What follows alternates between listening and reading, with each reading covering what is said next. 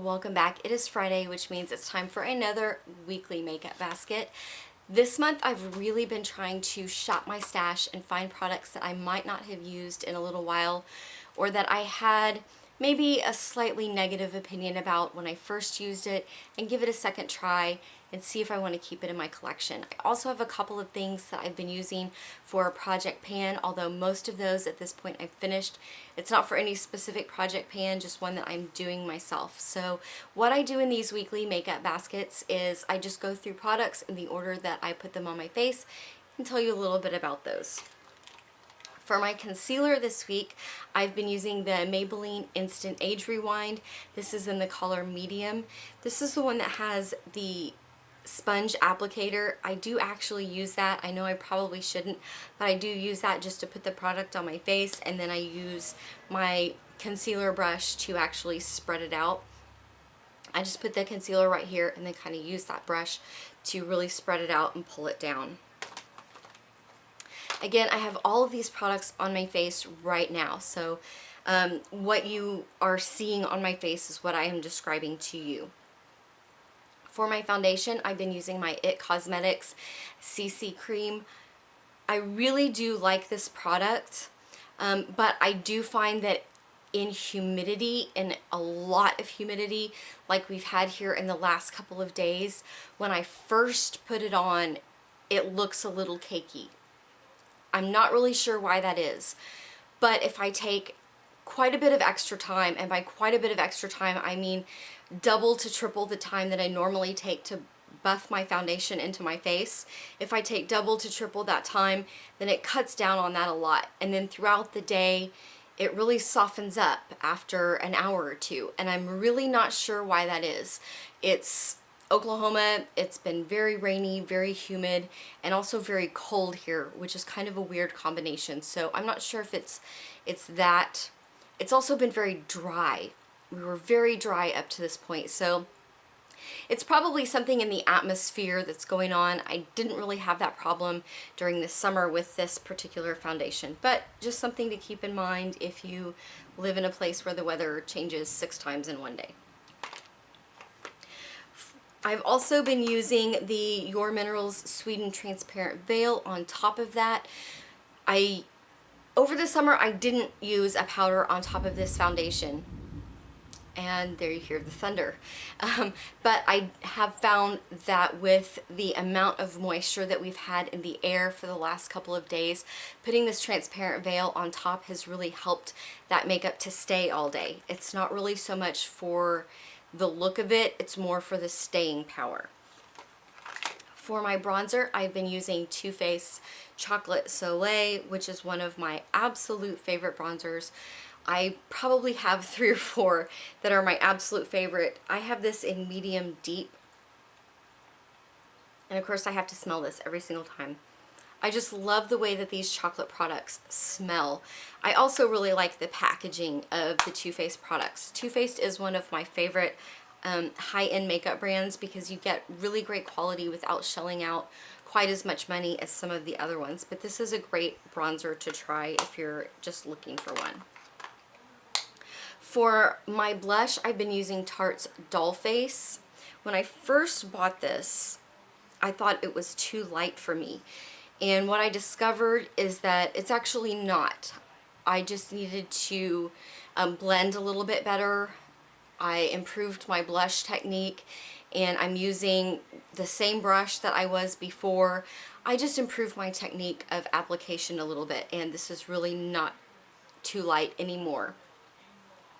I'm not really sure why I thought it was too light in the first place, except for when I first tried to use this, it was prior to having really any kind of sun on my skin at all. My skin was very, very pale, and I was probably going a little bit too light with the color application. Now that I have a little bit of sun on my face, I'm probably being a little bit more liberal with the color application, which is probably why I don't think that it's too light. If you have a makeup product that you're not sure if you like, especially with these higher end products that cost more, don't get rid of them right away. try changing your technique or changing your brush, or checking out some videos with some tutorials, because quite often that product is going to work for you. You just need a little bit of a different way to apply it. Now sometimes the product is just not going to work for you, but give it a shot, especially when you've spent 20, 30, 40, $50 on a product. Really give it a full shot before you decide that it's just not worth it. For my highlighter, I've been using the Benefit What's Up. I have this in a little sample, and this is a cream highlighter. I do not use cream highlighters in the summer because I think that they make my skin feel oily. This was not one of those ones that made my skin feel oily over the summer, so I've decided to give it a try again. I purposely set it aside and quit using it because I wanted to see how it reacted in different kinds of weather, since I just have a sample. Today, like I said, it's been very humid. I had the exact same experience that I had with this over the summer. I tried it earlier this week when it was very, very dry. Again, I had the exact same experience with this product. So I'm going to call it at this point and say this is a fantastic cream highlighter. I think that it would work for pretty much all skin types unless you have very, very oily skin. And then I think that most cream products are probably not going to work for you. But if you have combination oily skin like I do, and you've been looking for a cream highlighter because you really like the look, I would highly recommend this one. For my brows, I pulled out my Anastasia Brow Powder Duo in Auburn, and that is what I've been using. I've really only been sticking to this darker color this week, which is, you can't really see my bangs right now, but this is just the darker color. I want to say that that's for a specific beauty reason, but the real reason is just because I've been incredibly lazy and didn't want to do two colors this week because I got up out of bed late every single day. So I did kind of a quick brow and went on my way. But normally what I do is I use the darker color on the outside and then fill in with the lighter color. For my eye primer, I've been using the Maybelline Color Tattoo. This is from the Metal Collection and Barely Branded. This is one of those products that I have in my project pan. I've really been working on the sides instead of going straight down the middle. I usually, use one of these two fingers to apply it, and I do have a nail on there, so getting down through the middle is going to get the product all over my nails, so I've been focusing on using the outside. I have not had any problem with this product drying out. I know a lot of people have, but I have not had any problem with any of the color tattoos that I've had. For my eyeshadow this week, I pulled out my Revealed 3D palette. I purchased this and I absolutely love the colors, and I used it a few times and I stuck it in my drawer, and it's so nice and thin and compact it kind of got lost amongst all of my other palettes. So when I was really trying to shop my stash this month, I pulled it back out. I mean, look at these colors. There are so many different options for looks that you could do with this palette. There are just so many options. The only problem that I've had with this palette at all is this color, and I don't know if you can see it, but when I put my brush into it this morning, a big chunk kind of flaked off of that particular color. With all of the other colors that I've tried, see, the only one that I haven't tried is this one right here, and I'm not really sure why. It's just the only one that doesn't have brush strokes in it. With every other color that I've tried in this palette, they all blend beautifully. They're very soft. They're not too powdery. I am really impressed. I have the Revealed 1 and the Revealed 2 palette.